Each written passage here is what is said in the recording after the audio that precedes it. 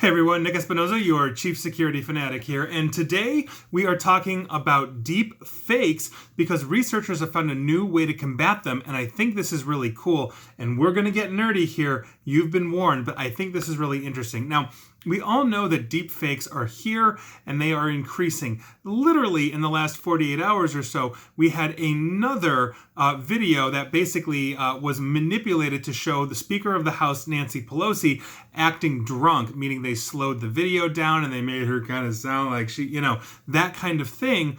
Obviously, that is a serious problem because the problem that we have in general with deepfakes is that this is swaying people that actually believe them because they look real and they look legit. That is obviously a very problem. We are living in a society that most of us are not reading past the hyperbolic headline that has our confirmation bias, and then we turn around and share it on social media, and all of our friends who like us therefore trust us, and now disinformation spreads. That is one of the big problems with deep fakes.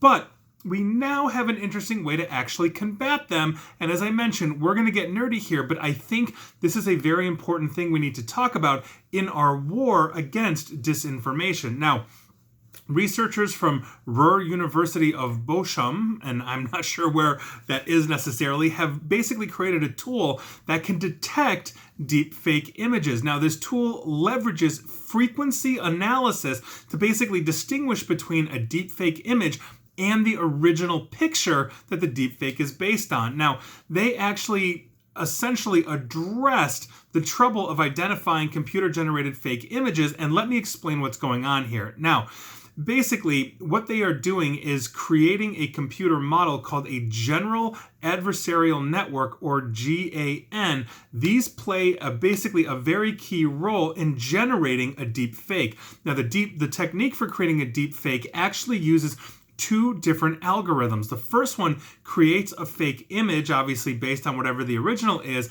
and the second algorithm analyzes it to actually detect that it's false.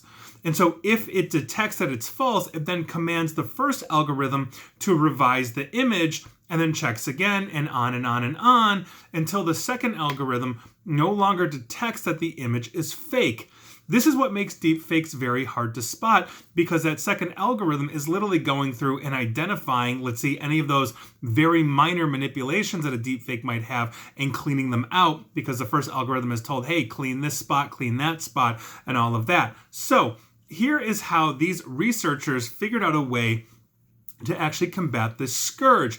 They basically are using a solution that uses frequency analysis to detect deepfake images. This technique involves converting the image to basically a frequency domain via what's called discrete cosine transform, or DCT. Now, this is where it gets nerdy because according to Wikipedia, a discrete cosine transform, or DCT, and I quote, expresses a finite sequence of data points in terms of a sum of cosine functions oscillating at different frequencies. So that should pretty much clear it up for anybody here that is non-technical. And basically, and I will get to the breakdown of that, because what they're doing is this. They analyze real images from basically Flickr Faces HQ, and they created a data set, and they also basically looked at images from what is essentially a fake style GAN generated image, that's a deep fake, and then they compared the DCT spectrum of the two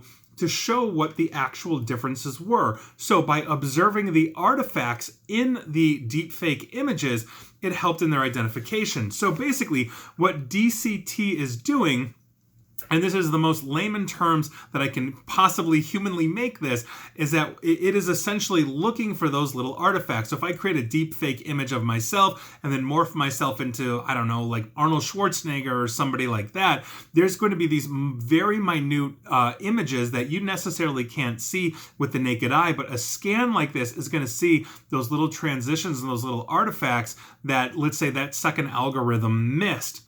And so that's essentially what they're doing here. Now, the next step of this, as they are developing this technology, would obviously be to do something like create an app or an application that big platforms like YouTube, Facebook, etc., can use. So as I post, let's say, my deepfake image, they can scan using this DCT methodology find those artifacts and then create a probability that says, Nick is posting something that is 99% probable deep fake, 40%, 20%, whatever that is, to basically start combating this. And when you combine that into, let's say, Facebook groups or potential posts and all of that, that is basically going to try and catch a lot of these deep fakes and help stem this tide. Now, the bottom line here, I think, is that we need to combat deep fakes, whatever that methodology is.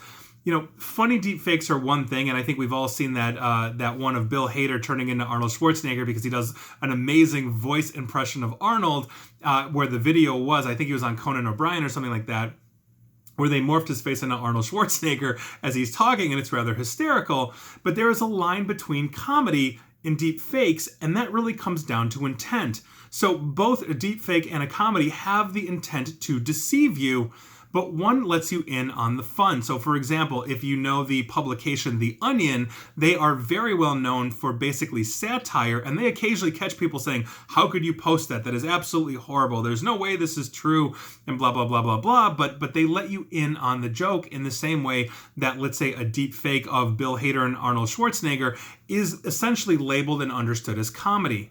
But when we start getting into politics, we blur the line, and a person that is creating a deep fake that doesn't let you in on the joke. So in other words, if I don't see a little Onion logo or whatever it is for your, funnyordie.com or whatever, I'm not necessarily going to have any indicator that a drunk Pelosi video is attempting to be satire. Whether that's good or bad satire is irrelevant. It's satire versus somebody that is putting that out there to say, see, she's the Speaker of the House, the third most important person in government, and she's drunk on the job. That's the difference, and I think that's something that we really need to look at, focus, and combat. We are in an election cycle, in 2020, where we have a very contentious election that is going on, and we have polarization where both sides are basically taking that confirmation bias in hyperbolic articles and saying, see, this side is wrong, or see, that side is wrong.